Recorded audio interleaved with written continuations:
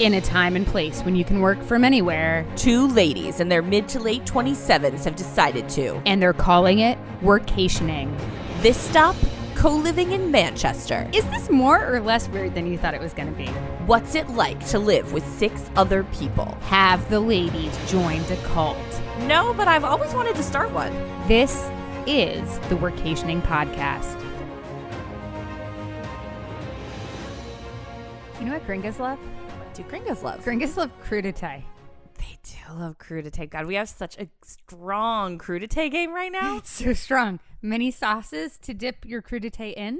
Yes. Some of them are made out of cauliflower. You don't even have to feel bad about that. No. Dip made out of cauliflower. I wouldn't have known that you can make hummus out of cauliflower. No, you can dip your cauliflower in some cauliflower, Gringa. I heard you like cauliflower with your cauliflower. There is some really paleo living out here. There sure is. So it is Saturday, April 15th, and we are at the Sky Palace. We've got a couple more days here. In Manchester, New Hampshire, before we pop up to Lincoln, New Hampshire for my birthday. That is going to be fun. We'll probably have to have a whole episode just for that. Oh, we have to. I have to tell the listeners about Lincoln, New Hampshire, because I'm so excited for you to see it. I know. You're going to tell them about it. I get to see Lincoln through brand new baby eyes. I'm so excited. No, I've been hearing much about Lincoln, so this is going to be great. It's a weird place, but we are in Manchester at the Sky Palace, and we are here to talk about co-living. Yeah, this has been, I won't say this is my first experience with co-living because obviously, I mean, I've had roommates and I've lived in big houses and had multiple roommates before and that sort of thing. But I would say this is different in that it's very intentional what's going on here. Mm-hmm. As we mentioned in our last episode, it's a bunch of really just grown-ass, highly functioning people who don't need to have roommates, but for various reasons have chosen to. Yeah, and it's working out pretty well. I lived here in December before I went on workation, and I wasn't expecting to like it as much as I did.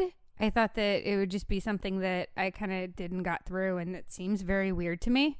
Yeah, you always wonder in a situation like that. It's like, it's a little cracky. Are they all having sex? Is it a cult? It could be.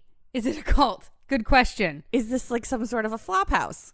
Maybe. I didn't think so. I knew the people in it, and I thought that they were way too classy for that. Right. But you have to wonder, because it's not what you see. It's not the norm among people who are in their mid to late 27s and above. No. This is not normcore living. I wouldn't call it. Not at all. In fact, if anything, I feel like there's a real push. You're not really like a legitimate full adult until you live by yourself. At least that was always the messaging that was given to me. And it was very important to me that I live on my own. Right. You have to buy your own house and then keep up with the Joneses in it. Right. But I would say we've only been here for, a few days. We're only going to be here a few more. But just based on the experience that I've had, I don't think I'm ever going to live alone again. I just really see the perks of this kind of an arrangement. And I would be very interested in seeking this out in the future. So we're both really excited about this idea, and we've been talking about it a lot between the two of us, and we kind of wanted to dive into it a little bit deeper. Because it's so weird, I think that you guys should really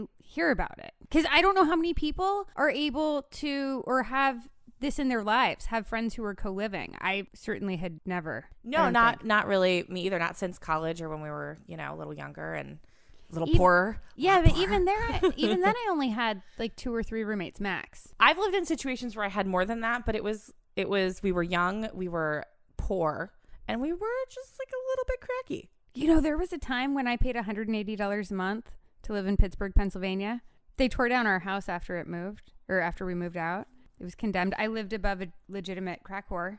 That was an experience. But that's a good time. God, it was cheap living. So cheap. Yeah, I've had similar experiences in Akron, Ohio. If you get a big house and you split it with a bunch of people, homegirl, you can literally spend $125 a month. Sounds good. It's great. Sounds good. Utilities split 8 ways. Right. Good deal. So I think we should explain what the Sky Palace is like. Yeah. So there are 7 people who live in the Sky Palace right now. Mm-hmm.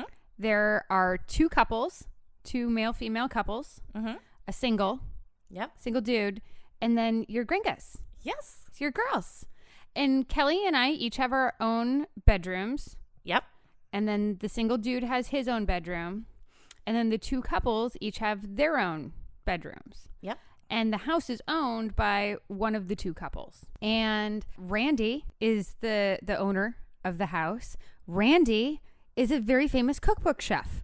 Yes. And so the food here is very, Very bueno. Very on point. Lots of good cooks here. And paleo eating seems to be a thing. I didn't know that I was going to like it as much. All of this cauliflower. It's good. Yeah, I'm digging on it. And so what we have here is a division of labor that I really appreciate. Yeah, absolutely. So Kari and I, neither one of us is super pumped about things like cooking. Or grocery shopping. I constantly forget to pick up paper towels. Yeah, and when it's just Kari and I on the road, there is just a lot of eggs. We eat a lot of eggs. I can make egg salad. Oh, I do a good breakfast scramble. I've been perfecting it. I can crack a dippy egg over some broccoli. I'm pretty good at that. Yeah. Not a lot of variety in our diet, though. No, because neither one of us is too interested in like really getting involved in that. I don't know how to cook meat, so I just don't do it. But at the Sky Palace, there's a ton of people who are good cooks who do enjoy doing it. And like to shop, too. And in fact, we'll be very happy to do our shopping for us if we throw in a couple extra dollars to make that happen. Yeah. And for me, that's great. So that's just a ton of time that I get back. Right. And then some people clean in these situations. Usually in those situations, the people either don't pay rent or don't pay as much rent. Mm-hmm. But there's also a general culture of you clean up after yourself anyway. Yeah. If you don't, you start getting some sideways glances. Yeah, you don't want that. I'm a big fan of conspicuously doing dishes. Oh, here. yeah. Listen, I'm not doing a dish unless there's at least 3 witnesses. I mean, but then I'm going to do all of them. Yes, and I really need an audience to see me do that. It's like a tree falling in the woods. Yeah. If you clean something and nobody sees you do it in that kind of situation. You don't even get credit, you know? No. And it's not all about credit, but it kind of is. I mean, maintaining those relationships with your roommates is actually a really big deal, and you need to be demonstrating your value. What do you bring to the table? And in a co-living situation, you really do need to like demonstrate what you bring to the table. Exactly. It should be readily apparent to everyone. Otherwise, you're kind of a leech. Yeah, yeah. You don't want to be a leech. I enjoy that level of accountability, though, I have to say. I like that. I'm much more likely to do dishes than when I'm living by myself because there's people to know if I do or not. Right. Somebody's going to care about that mess before you do, probably. Yeah, I feel like I'm more productive during the day. There's just a lot of eyes on me. And I, you know. Making sure you're working. Well, and I don't think anyone cares, but like I would care if other people saw me just being lazy. Just watching Ricky Lake episodes. Yeah, you know, like how many naps are you going to take, Gringa? Maybe just one more. I'm sleepy today. Right. So in researching this podcast episode, I was curious to know what the definition of co-living is. Mm-hmm. Because I see it in action here at the Sky Palace. And they call it the Sky Palace. This is a huge house. It's a very big house. It is. It's really cool. And it's built really well for this. Yes. The main living spaces are very large. In fact, they have a lot of gatherings and parties here on the weekends. And you can really fill this place up with just a ton of people and be very comfortable. Yeah. And yet the sleeping quarters are isolated in such a way that party can be raging and you can just go right to sleep. Yeah, you won't even hear anything. The backyard is huge. They've got bees. They're farming bees. We got bees. We got produce. Yes. Raised beds. Just options. Yeah, it's pretty cool. So the house is in Manchester, and it's in a decent part of town, and it overlooks the entire city of Manchester. The views are really killer. Especially in the wintertime when all of the trees are bare, and you can see the entire city. In the summertime when the trees get green, you don't really have that view as much. But it's a really big house, and it is very comfortable for 7 people to live in it. And absolutely, there have been times when we've been the only people in the house. Yeah, no, what's great about the Sky Palace is that there are lots of places where we can, if you want company, if you want people around, if you want to be part of the action, that's kind of all available to you. But you can also really isolate yourself and be very alone and kind of go into a work hole or sleep or whatever you want to do and feel very separate from people as well. So I think so much of what makes this place successful beyond the people is just that this space is really made for this. There are a lot of potlucks and gatherings. So it's a great place where you feel as though you're actually part of a community, which I think is the big benefit to co-living. Yeah, I think that's absolutely my favorite part. I didn't realize until we came here how much I actually feel really nourished in a spiritual way by being around while people are preparing food and like sharing meals together and that sort of thing. That's something that you really lose when you live by yourself. Yes. And there's something about it that's just really fulfilling in like a primal kind of a way. Yes.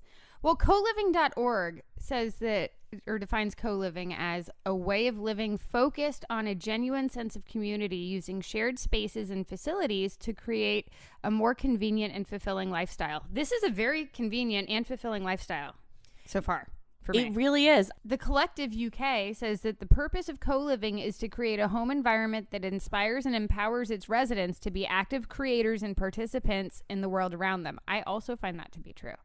Yeah, something that's been really cool here is that we are not the only podcast coming to you out of the Sky Palace. No, there's a whole podcast studio. Yeah, and a video studio here. Yes. We've got facilities. Yes. And you can use those facilities and you can pay JJ and he will send you a really nice video. They've got green screens. They've got teleprompters. If you've ever done video, you know you need a teleprompter. I don't blame Obama for that. I'd be on a teleprompter too. Yeah, no, teleprompters are the shit. So yeah, it's really cool because this is a space that's full of creative people who all have projects and aspirations and things that they're passionate about and working on. And being in that environment makes it really easy, I think, to stay on that level and to keep that energy going. And I really enjoy it. So the Sky Palace is a very non-corporate version of co-living. In researching this podcast episode, I found that there are lots of co-living companies, including WeLive, which is a subsidiary of WeWork, which I think was just valued at $16 billion. So, I mean, big companies are getting into this real estate space. Common, Node, Crash, and Pure House. The article that I read said they may seem like the millennial version of hippie-founded intentional communities. I mean, I think that that's some of the, like, you get a little bit of that preconception. There's a little bit of that hippie stink on it. Yeah. And listen, you know what, though? The hippies, they weren't wrong about everything. They were not. They were not. I am not a hippie, I don't think. We're like I don't think hippies would not accept us, but I think that among yuppies, we are very hippie. Oh, you know what? I think that that's yes, I agree with that. It really depends on who you're asking if we're hippies or not. In the right light, from the right angle, maybe. I need to wear more hemp. Yeah, I mean, we have a lot of just like pedicures and hair extensions, I think, maybe for hippies. Okay. Lots of showers. We need to do more yoga. Co-living spaces cater to a specific type of person, says this article. Upwardly mobile, single young professionals seeking maximum convenience and flexibility in their living situations. I don't think that co-living should be limited to that. I think that that's a very Silicon Valley kind of style. Yeah, that's like the startup model of co-living. I think that the more I see this, the more I don't understand why more people don't do it. You know, I think especially for me as someone who doesn't intend to ever grow a family, for me, this is great. I get a lot out of this. I get the division of labor that you would get in like a more traditional family structure. Right. I get the community. I get all of that, you know, at a very low price point. Yes. And all that's great. However, I can also see how this would be great for people with kids. I think single moms in particular should look into this. Right. So rent in Brooklyn, New York, and Oakland, California, rent is only $1,500 to $2,000 a month in these types of scenarios. Yeah. Which I'm sure you've heard horror stories of how expensive it is to live in San Francisco right now or anywhere near it. Yeah. I have friends in San Francisco who have just very good jobs who also are spending, you know, $3,000 a month to rent a room in a house. So actually this $1,500 to $2,000 in those areas is not really, it's really not unreasonable. No, especially when you consider that utilities are almost always included. That's certainly the case here at the Sky Palace, but groceries are too. And essentials like paper towels that I always forget to buy. Right. We haven't run out of toilet paper here once. Somebody is just on the toilet paper game. Yeah, I haven't even thought about toilet paper. No, it's nice to not think about it. It's nice to not have to worry about remembering to get soda water at the grocery store. You know who never forgets is Krista. She writes it down. She's the best. I love Krista.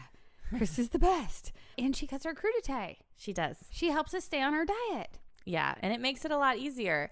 So what's cool about it, like that division of labor thing is really big. So everybody brings something different to the table. You know, for some people, it's a much, like for us, it really makes a lot of sense for us to be on team rent. Yes. You know, we get to pay and like a bunch of stuff that it just gets handled for us, and that frees up a lot of our time. Mm-hmm.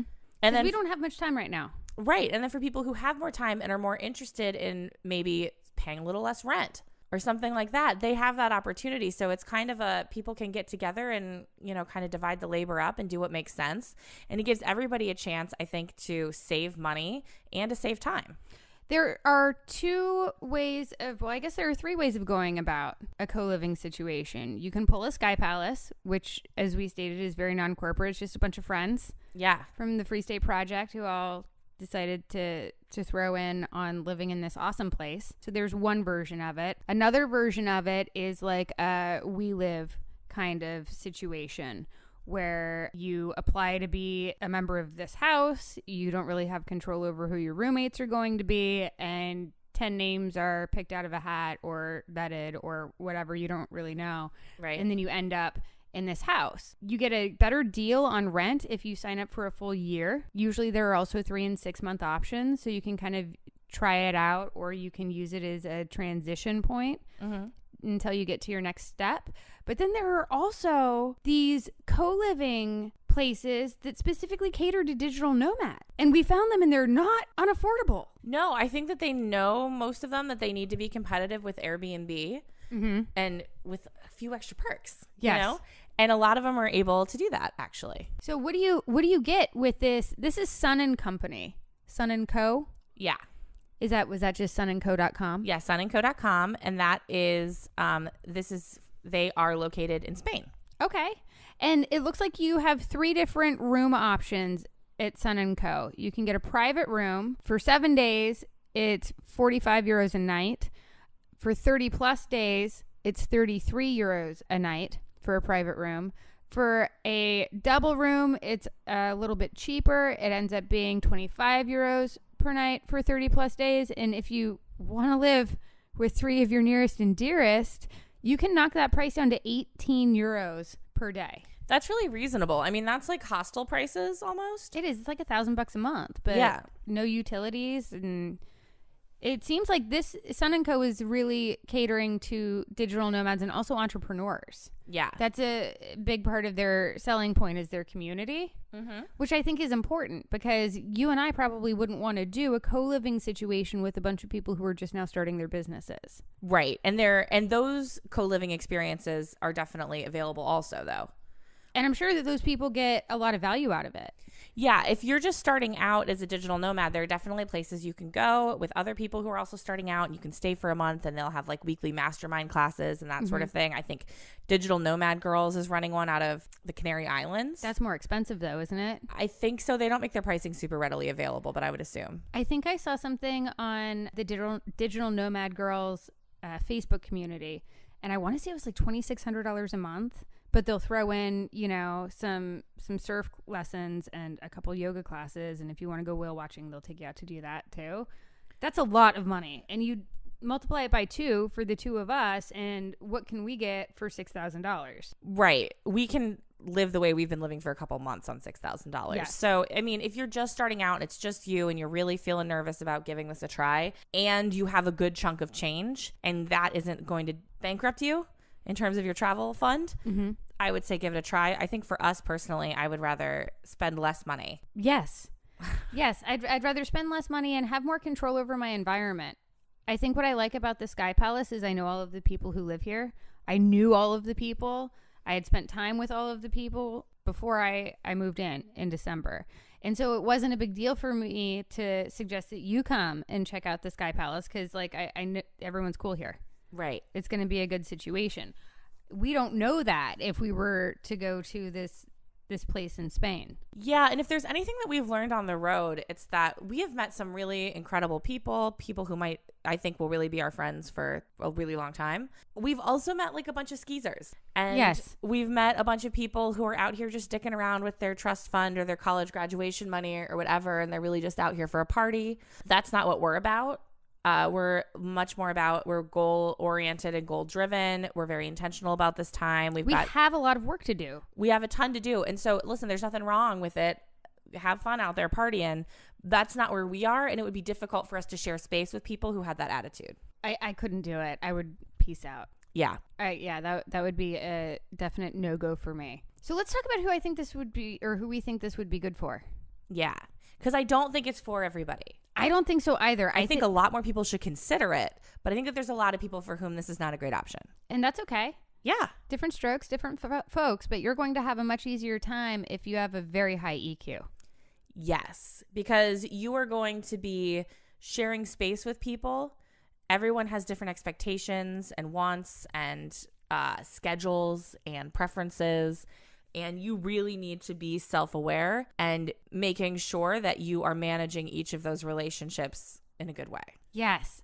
So if you do not have a very high EQ or even just a high EQ, if you don't know what EQ is, or if you do because you know you don't have any, but you're highly focused and very tame, if you're just going to be a coder or a programmer and you're going to have your headphones in and you're not going to be having any loud parties and you clean up after yourself and you're a generally respectful roommate. Who doesn't love a quiet, clean roommate? Yes. Everybody's favorite. It is. So you're going to be fine.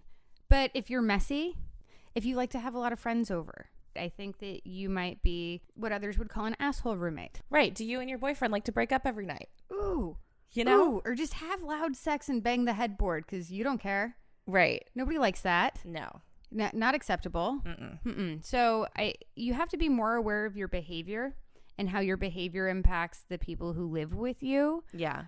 When you're in a co-living situation, when you're living by yourself, you really don't have those kinds of considerations. So just don't be an asshole. If you are an asshole, maybe live by yourself and live in a house. Right. I think single moms should be all over this life. I would be all about it. If I ever had kids, the first thing I'd want is some sister wives. Yes. You know? Yes. I think that's a good model in a lot of ways. Mm-hmm. If I was a single mom, I would really like this. However, personally, as someone who doesn't want to have children, if I was going to get into a co-living situation, I would really want it to be a firm, hard no on people with kids moving in. Me too. Just because it's a different lifestyle. I don't want that lifestyle. Yeah, because you really do end up sharing a lifestyle. So I think the other thing you have to look into is, I think part of the reason that it works so well here is that, first of all, everyone who lives here, except for me, has known each other for a while. Right. And you guys are part of an intentional community. You're part of the Free State Project. So that gives you a lot of shared interests, goals, and values. Yes. And so that in and of itself, I think, makes it easier for you to sync up your lifestyles. Mm-hmm. I know that for you and me, even when we're not here, just traveling on the road, this is the best roommate situation I've ever had. And I think so much of that, we're very compatible in a lot of ways. Like, we are cool with kind of the same level of mess. We keep a very similar schedule. We eat similar foods. We're both just very laid back. However, I also think another reason it goes so well is because we are just so laser focused on the same goals. Right. And so we just don't really sweat the small stuff, and our priorities are all in the same place. So I think that the more intentional your co-living space is in terms of what people want to get out of it and what they want this experience to be like, the better it's going to go long term. Yes. And if you like to travel a lot, I think that co-living is a great solution. Maybe you don't want to travel like Kelly and I are for a full year.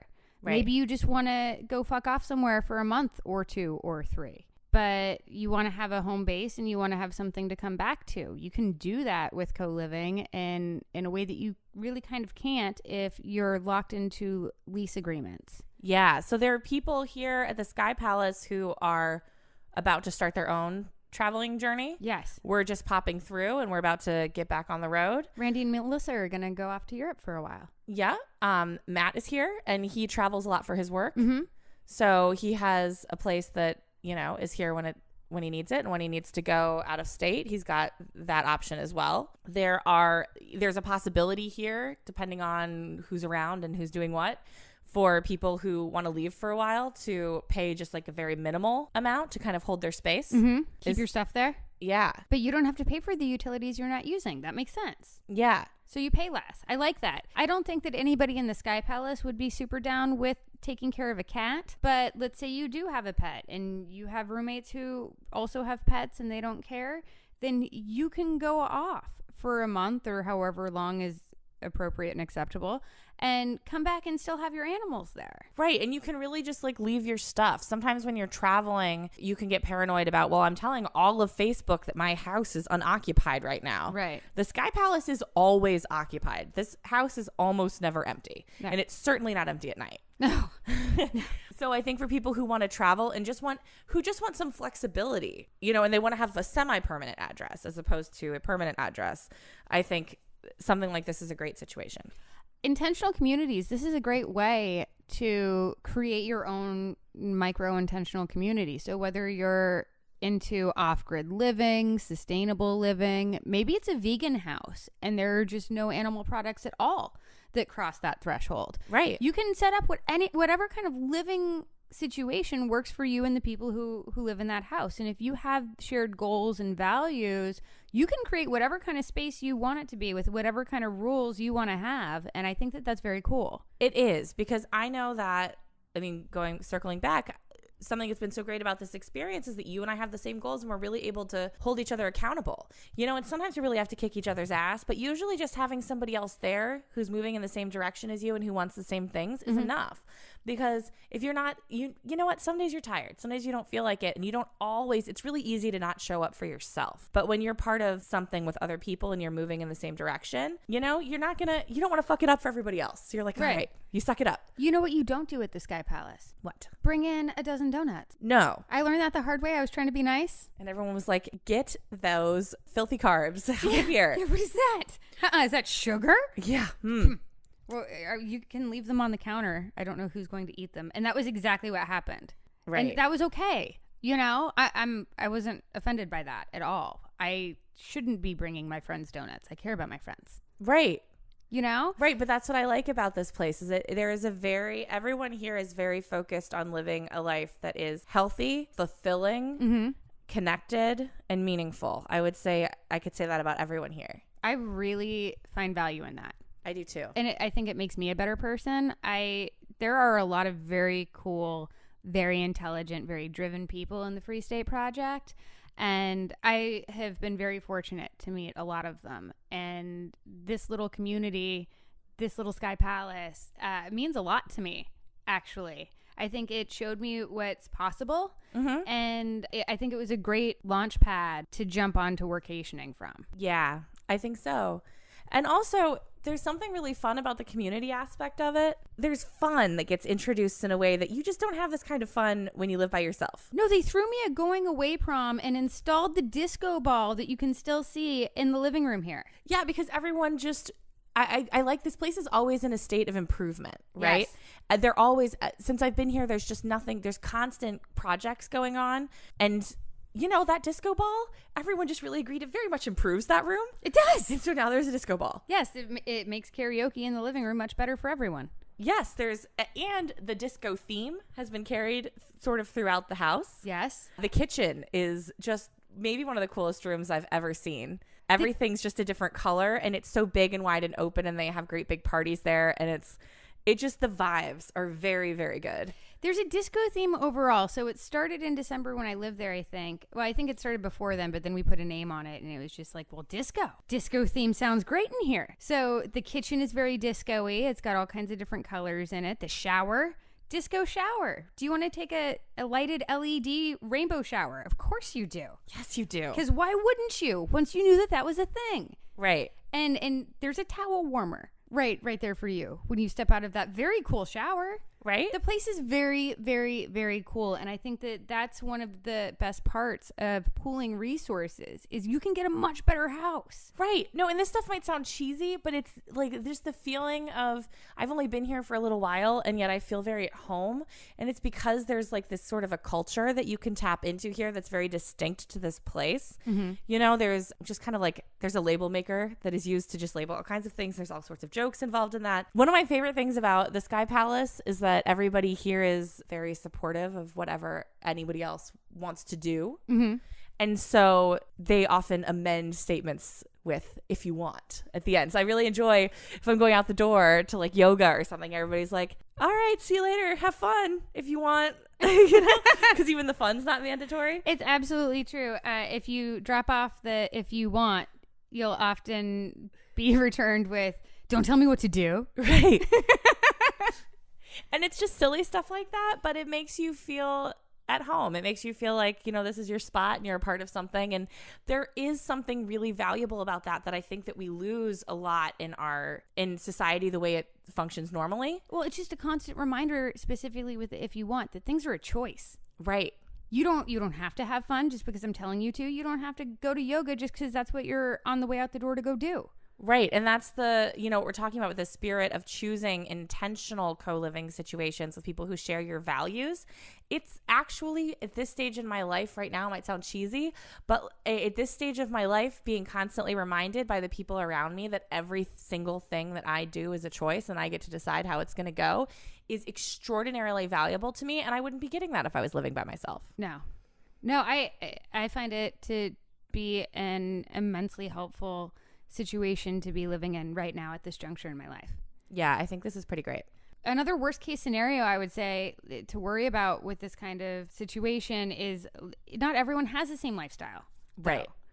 If you don't have control over who your roommates are, if you're in one of those more corporate situations, or even if you're going to, you know, a co-living situation for just a month in, let's say, Spain, you don't know who's going to be there in that house when you get there. Is it half alcoholics just drinking every night and having loud parties? Are there, you know, just skeezers in general? Right. Do they look okay? Do they seem okay? Are they just off-putting? Bad energy, bad vibes? I prefer to avoid. Yeah. That sounds very woo. No, but the more that we get intentional about our space, not just here, but through workationing, we have gotten really, really protective of our home space, especially because we also work there. Right. And I find that I'm more productive and happier when I'm just very, very particular about who I let into my space, because you only have so much energy in a day. And are you going to spend that energy on what you want to spend it on? Or are you going to spend it being pissed that your roommate got drunk and stayed up till 3 a.m. making mac and cheese and burned shit on the pot? You know what I mean? Yeah, left it a mess. You're just trying to make coffee. Right. Because you didn't sleep well last night. That's not a good situation for me. You don't want to start, because for me, it's like I will have that. Just an hour of just feeling angry. Mm-hmm. That's energy I've used up. I've started my day in the negative. Mm-hmm. And I just don't want to do that. No. I think that covers all of the worst case scenarios that I can see, right? Maybe have a conversation. Is pot smoking allowed? How do we feel about recreational meth use? Right. No heroin needles on the couch? Yeah. You know, just figure that out. Where are those lines? You know, just have a talk. You know, is it okay for you to have parties? Is it okay for you to have people over? During what hours is that all right? How many nights can your girlfriend stay over? Right. Because at what point does she just live here now? Right. You know? Like, these are all conversations that you need to have ahead of time. And I think that for a place to really be good, you kind of need a core group of people who are committed to that place, who create a roommate agreement, and the people who come in abide by that. And that label maker has been key. You never eat somebody's food. Right. You can label it. This is for the house. This is for me. Yes. I like that. No, it's great. It's the more structure you can introduce, the better it goes. Because you don't want people guessing whether they're stepping on somebody's toes. No, and I don't think that there are many type A personalities in this house. No, not at all. Not at all. So it doesn't have to be a type A situation in order to work. No, it certainly doesn't. But there do need to be clearly established boundaries. I think that's key to this working. And yes. I really feel like that happens here, and I like it. Yeah, I like it too. So things to consider before coming into this co-living situation. What do you think, Cal? I would say the first thing is, I know that we're talking about this a lot in terms of traveling, but also, I mean, at the Sky Palace, some people here travel, some don't. Mm-hmm. And I think that this could be open, as we said, just kind of for anybody. I think that there's all kinds of people who could benefit from this. So it doesn't necessarily have to be just for digital nomads. I think that this is a great structure for a lot of people. Yes. And let's say you live in St. Louis, Missouri. If you live in St. Louis, Missouri, there are probably a lot of sick Airbnb options available. Just scope them out. If you think you might be interested in in this type of co-living environment and you have some friends who might also be interested in that, try it out for a month. Rent out a sick Airbnb for a month at about the price point that you'd be able to spend and see what that looks like. Can you make it the whole month? Are you still friends at the end of that month? Hopefully your friendship can survive that month. And if not, you're still in your hometown so you can go off somewhere else if you need to. Yeah, you can make another plan. Because I don't think, something that I definitely believe is that just being friends with someone is not enough to make this work. Because there are lots of people in my life who I love dearly with my whole heart, who I know either through experience or just through seeing the signs that it would not go well. Right. And I think that it's also worth doing some price shopping. Because before you sign a lease with some corporate co-living facility or company, maybe you might be able to find a better deal on Airbnb. Yeah, especially because those corporate places tend to be in digital nomad hotspots. Yes. And in those places, you find a ton of Airbnbs. Right, or even on Craigslist. Right. When you've got enough people to pool resources, you can get some really sick places. Now, the benefit to the co-working or co-living situation from a corporate perspective is that the places always come furnished. Right. And at the Sky Palace, the bedrooms come completely furnished. Very comfortable beds. Yes. Oh, and not shoddy furnishings. Not at all. And so if you are going to be in a big house and you're going to, let's say, rent it out from Craigslist, how are you going to furnish it? Right. And so if you can seek out a furnished environment, I think that that's better. Yeah, especially if you're going to be moving around. I wouldn't want to fuck with trying to furnish a place. I never want to have furnishings again. No. I think I need to get rid of everything in my storage facility. Yeah, that's also on my to-do. I also think because there are a lot of these more corporate places that are places where you can co-live and co-work. And I think that's really cool. I think we're really going to try to check out at least a couple of those when we're in Europe. I think we should. I think that's going to be really cool. However, when you dig into some of these, what I'm realizing is that a lot of these places are for people who are just getting started and who are trying to build out. They're trying to start their travel blog. They're trying to establish themselves as a freelancer. They're trying to get their business going. And it's structured in that way so that you're with other people who are also doing that, and maybe you have weekly mastermind groups or that sort of thing. And the reason I bring this up is a couple reasons. One is that for people like us, I don't know that would be a great situation. I don't think that it would be. I think that it would be a drain. Yeah, we're not trying to start our business, and I don't necessarily want to get super involved in that.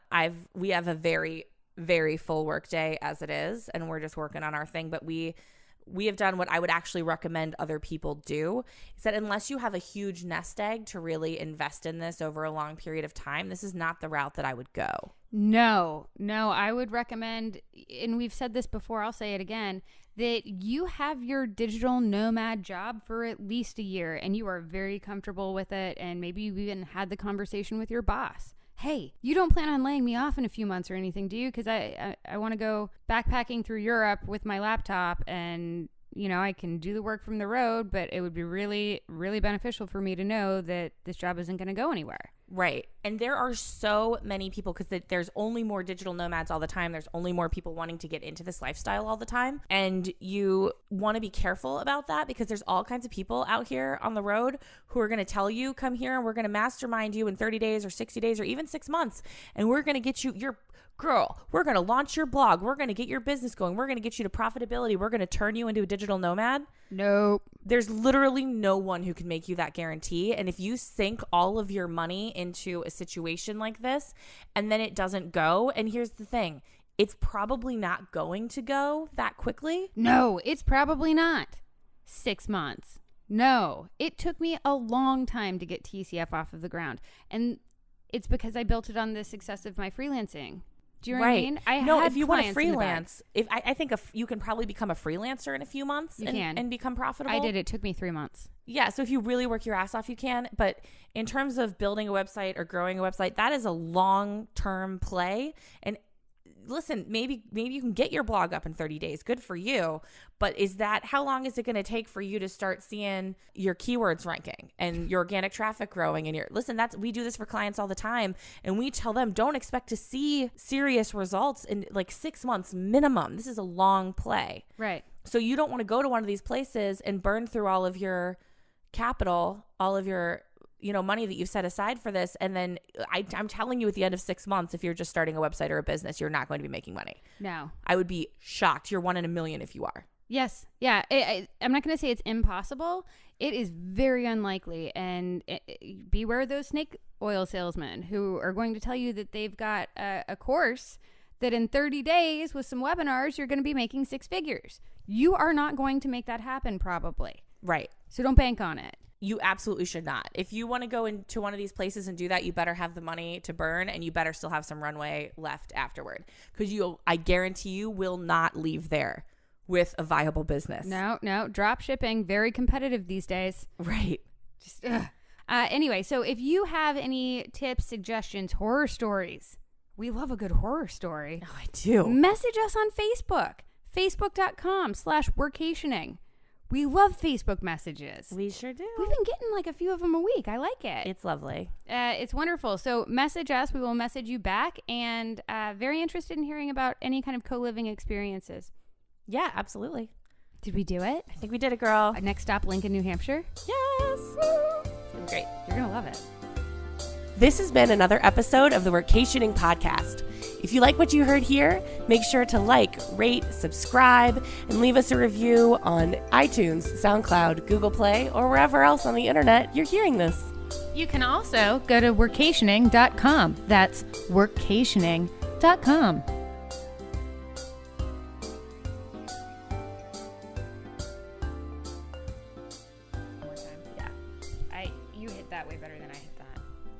The last time before you hit it better than me. So this time we're both going to just really nail it.